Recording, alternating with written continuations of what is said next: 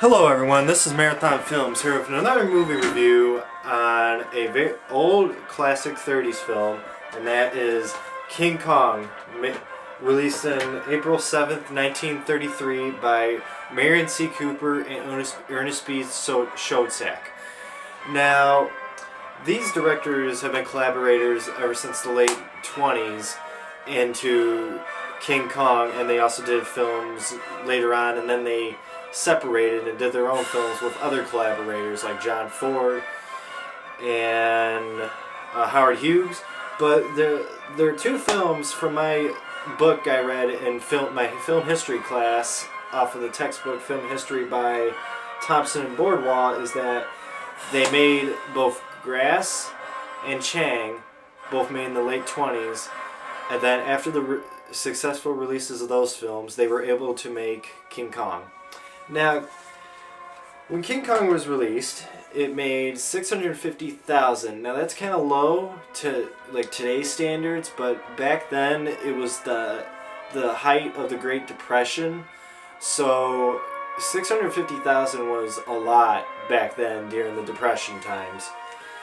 And this film later was released numerous times. 1933, obviously. It was released again in 38, 42, 46, 1952, which by then it made $4 million in release and rentals and all that stuff, even being televised on television. And then it was released again in 56. And then there were some later remakes of it in the 80s, colorized, that was very controversial. And then I think years later it was released, and then along with the Peter Jackson remake. So this film stars Fay Wray, Robert Armstrong, and Bruce Cabot, who are very famous actress and actors during this time of the golden age of Hollywood. And to talk about the story and the plot of King Kong, it starts off with this filmmaker named Carl Denham, who was played by Robert Armstrong, in hopes of making a movie on an uncharted island. And he once he finishes his script, he realizes, I need an actress for leading lady. So he goes into New York and finds actresses, and he stumbles upon Ann Darrow, who was played by Fay Wray, and they later talk and have coffee, and then he tells her that the ship is leaving, we're going to make a film, be there at 6 o'clock tomorrow morning, quoted. And so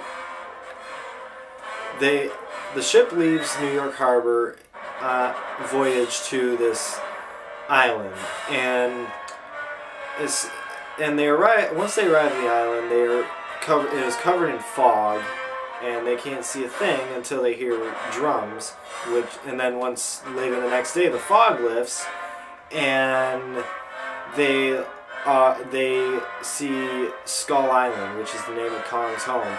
So they go and explore the island, and they stumble upon a group of natives, and they're doing a ritual dance or whatever, and they keep chanting Kong, Kong, Kong, and Carl Denham knows of this before, of the guy who gave him the map to the island, but they never really understood what it meant until they met the native chief, and so they make a sacrifice to Kong, but then it's ruined because they notice that Ann Darrow is there, and they go after her and kidnap her to sacrifice her to Kong. So as this happens, Anne and Jack Driscoll, who was played by Bruce Cabot, fall romantically in love with each other. And so then, as Ann Darrow is captured by the natives, Jack gets a whole bunch of sailors, well, mostly all of them, and Carl Denham to go after her and save her. As this happens, Jack stumbles upon a glimpse of what took her, which was a giant gorilla that the natives called Kong. So Kong is a giant gorilla that lives on the island. and is stopped by this giant wall.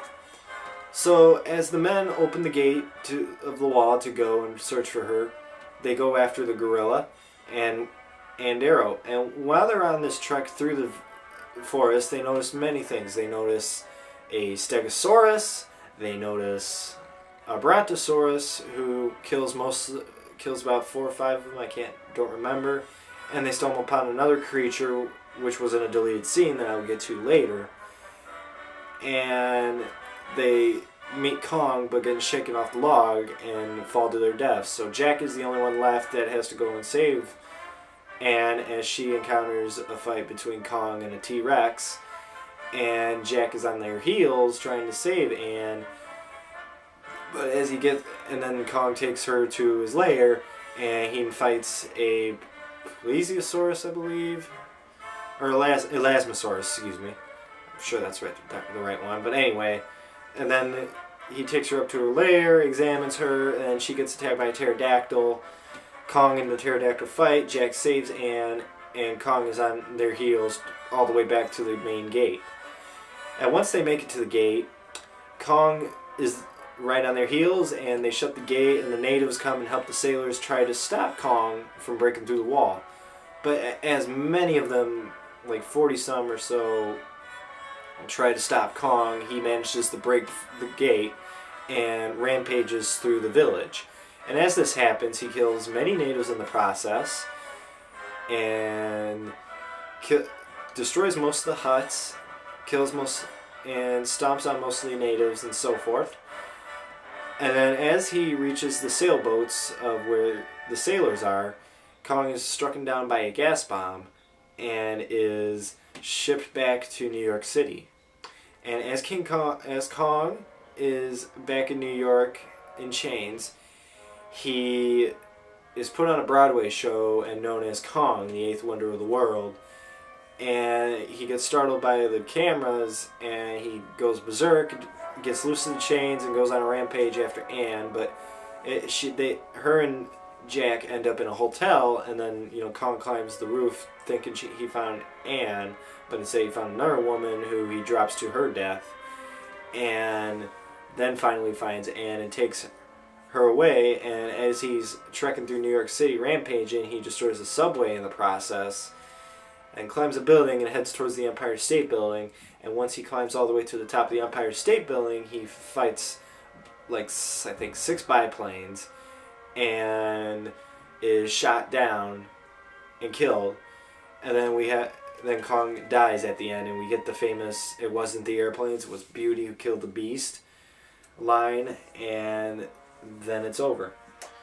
So while this film was in the work, in development, Cooper decided to make this film because he read a book, and we're just going to look at it, called Explorations and Adventures in Equatorial Africa. It was a book published in 1861 about, being in Africa, many natives, celebrating rituals, and then gorillas would come and attack the children, and kidnap the women of the tribes, and so forth. So this was the whole idea of Cooper behind this, and he wanted the gorillas to fight the Komodo dragons, but then later he's like, oh no, let's have Kong fight dinosaurs, the T-Rex. So how Kong was made, they had actually 4 models. They had 2 18-inch models, a 24-inch model, and a small, furry metal lead model that was used at the end of the Empire State Building fall. And most of these are, I think, one is owned by Bob Burns and one is owned by Peter Jackson, and the other ones are, I think one was sold at a UK shop, and one is unknown, or we don't know where the 4th one is. So that's how Kong was made. And they also had a big rig of a big huge head rig of Kong's face for the up close eyebrows, the eyebrows shaking, the eyes, the up close of the mouth. That was a big rig, and I'm not sure, I don't think they have that anymore as of my knowledge. And then some interesting things about this film.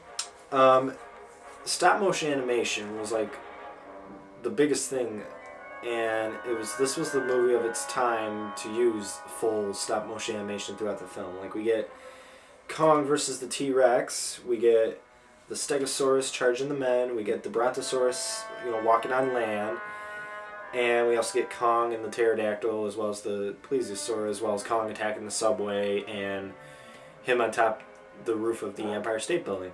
So and they use this too, and they use stop motion photography for everything as they were doing the stop motion of each of the dinosaurs. So what I mean by stop motion photography is every time, say Kong or a dinosaur would move, they have to do one frame at a time, where it's like one frame, as my hand is moving, one frame, and then you get the whole full, it's going up, the whole full thing. So they had to do frame by frame of each little detail of the dinosaur, walking, the dinosaur, stopping, the dinosaur roaring. Every little detail was used in stop motion photography of this film, as well as the animation. So that's how the film, how all the animals and the armatures and the maquettes were all used. And there were many uses of matte paintings throughout this film. Like you noticed once you're on Skull Island and they go in deep into the jungle, the sailors, Kong, and everyone, you notice in the background it's all matte paintings because it's all just, it's showing you that that you're in this never-ending forest, you're in this deep forest, and it's just a never-ending, place. As well as in New York, you get, matte painting of the background in New York City along with Kong climbing the Empire State Building, which is another great example of matte paintings. And then this was also the first film to use front projection as known by my Media Now book by Strauber, LaRose, and Davenport, used in my Intro to Media Productions and Study class this past semester I just got done with. And what front projection is it's of having an actual actor in front of, say, Kong, dinosaurs, or like the whole background of whatever's there, like the dinosaur. And there's many examples of this where in the Empire State Building you get when Kong is holding Fay Ray in his arm and she's struggling on top of the roof, which I don't know why you want to struggle on top of that roof, anyways. And you show she is framed in front of a background, as well as her being in the hand. And there's also many of Kong, or no, not Kong, some of the sailors, too, being in front on the log, for example, is front projection. And also there was rear projection as well. You get that mostly in most of the film, where you get after the Kong shakes the sailors off the log, you get him trying to get Jack in a little cave area. So that was an example of rear projection, where Jack is trying to stab Kong as he's trying to grab him. And as well as in the Kong's lair, when he fights the Elasmosaur, you get Jack on the rear screen projection, and then you get Anne on the other one. So that's an example of two different rear projections that are going on. So the actors are trying to act as if Kong or the dinosaurs were actually there, but they don't actually see him. So they later add in Kong and the dinosaurs and then the animation stuff.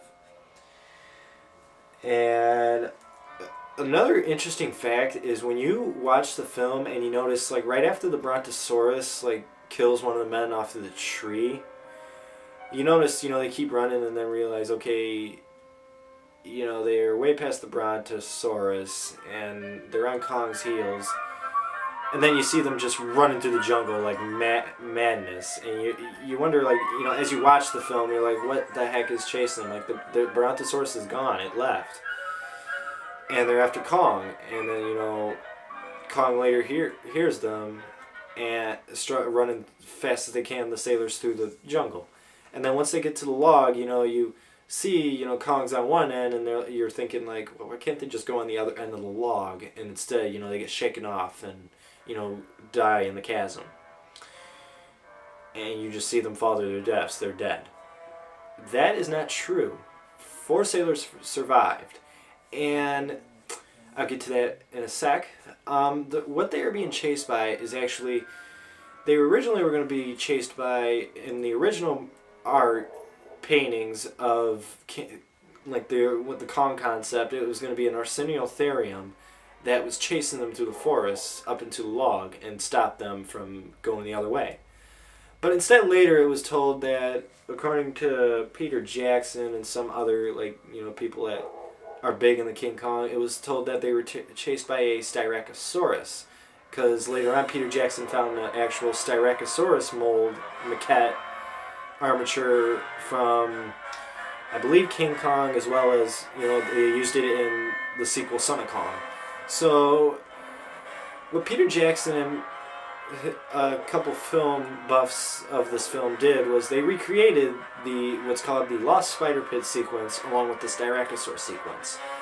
So they did everything, like they had many volunteers work on the weekends, dressed as 30s sailors actors, and recreated this whole scene and the spider pit sequence. So they recreate this scene just like it would be done in 1933 or 32 when it was in production. 32 was when it was actually all being filmed and projected. They get chased by the Styracosaurus, so if you watch that deleted scene, you can kind of pinpoint oh, no wonder they're running through the jungle like madness and can't go on the other side of the log, because the Styracosaurus chases them all the way to the log, killing, I think, 2 or 3 other sailors in the process. I don't know if that's just dramatic from Peter Jackson or if that actually happened. So once they were shaken off the log and died in the chasm, 4 sailors managed to survive, like I mentioned, and they are attacked. This is in the 1932 script of King Kong. They are attacked by 4 different creatures, and they're like spider-like creatures. You get one that's attacked by an actual spider, giant spider. The second one is being attacked by a little crocodile, alligator-like creature, and another one that's another sailor is killed by a crab spider-like monster. And then you get the 4th one that dies from a tentacled octopus sort of bug that kills 1 more sailor.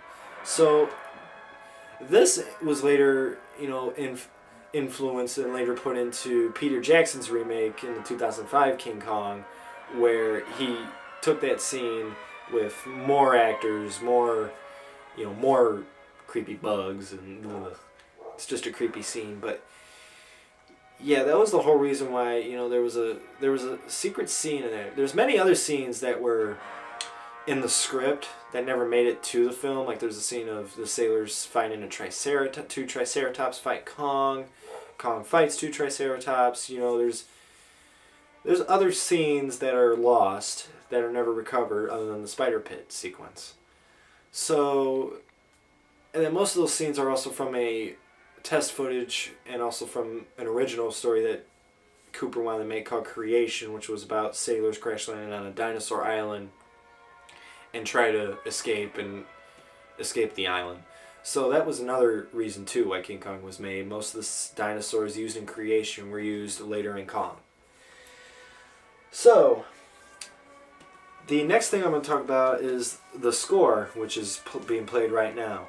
Max Steiner did a wonderful, wonderful job with the score at this time. And this was at the point where, films were starting to use synchronized sound, and actually, we get to hear actors talk. So that was still a huge, huge technological advance for movies and film at this time. So what Steiner did was, not only did he do the great score that we're hearing right now, he also did, if I can hear it anymore, he did sound effects for this film as well. He did the sound effects of every time of Kong punching the ground, or let's say Kong, every time he puts his fist down, like I mentioned, or if the dinosaur is coming, he does that sort of, shocking score like that. And he also does, Kong of walking, the bum bum, bum bum. He did a lot of like sound for this film as well, and the score is very, very dramatic throughout this. Like it really gives the film meaning. Like if this score wasn't here, it'd be just roars and nothing much. So yeah, and according to my film history book by Thompson and Bordwell, this film score is very influential for like film makers, film historians, and film buffs. Like the score is just very like it influenced many composers to come, like John Williams for the Jurassic Park, E.T., and so forth. Then the impact it later made was, like I said, it's made over $2 million. Later in the year, a sequel was made, Son of Kong, which is not well known and probably not a lot of people look at, but the animation is similar. Some of the cast comes back to the sequel, but yeah, that sequel was not as well known. It wasn't as popular as King Kong. And then later, it had two Toho Studios when saw this, and they made two like King Kong tie-in films. Like they made King Kong vs. Godzilla in 1962, and they made their own King Kong film, King Kong Escapes, which King Kong vs. Godzilla is very influential, very well known, very influential to like Godzilla fans and King Kong fans. Like King Kong vs. Godzilla, that's amazing. Speaking of which, in a couple of years they are coming out with a remake of that in, I believe, 2020.